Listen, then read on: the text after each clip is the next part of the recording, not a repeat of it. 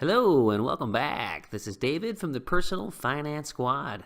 Now we're going to get into 11.6 dollar cost averaging.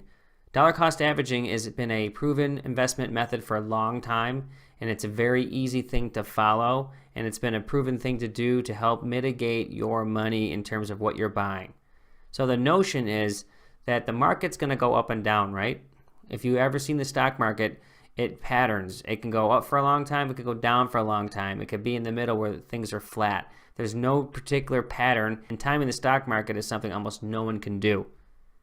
Being that it has the ups and downs, what you want to try to do is be weighted in the sense that you're trying to stay in the middle of things, hopefully a little bit above, so that you're buying money when stocks are low and you're buying when stocks are high, so it gets you somewhere in the middle, gets that average. Okay, so we can see right in the definition, buying fixed dollar amounts of particular investments on a regular fixed schedule regardless of the share price. What we're saying here is by investing a set amount of money from each paycheck in the same investments, whether high or low in price from the prior period of purchasing, this reduces the investment risk.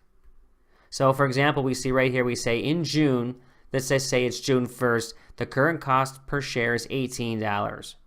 Now, the investment plan has fluttered over the last preceding 5 months. So let's look at the table down here. We can see that we show that $100 is consistently invested, and we can see how the share price has fluctuated.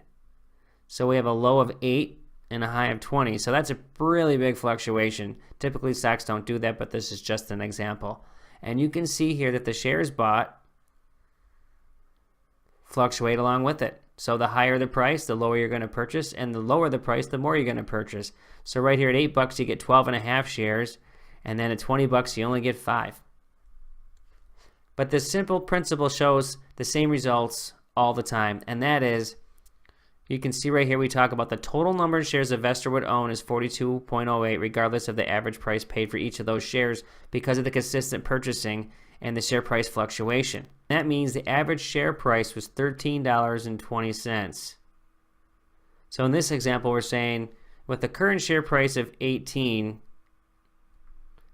the original investment of this $500, all of this right here, would have a value of $757.44.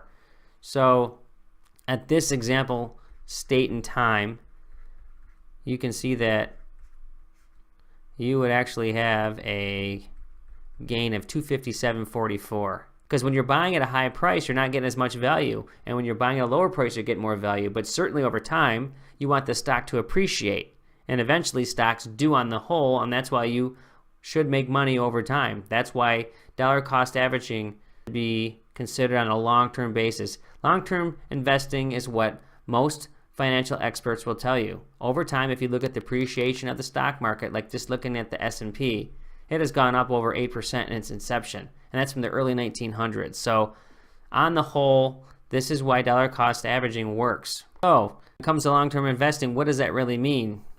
Now, does that mean 2 years, 5 years, 10 years? That's all relative, but you certainly don't want to be buying something for 6 months and then selling it, and buying something for a year and selling it, unless there's really a big drop in price where there's something wrong with someone who's managing that fund, or a stock itself, if you were just buying stocks, even though we're talking about 401k here at this point.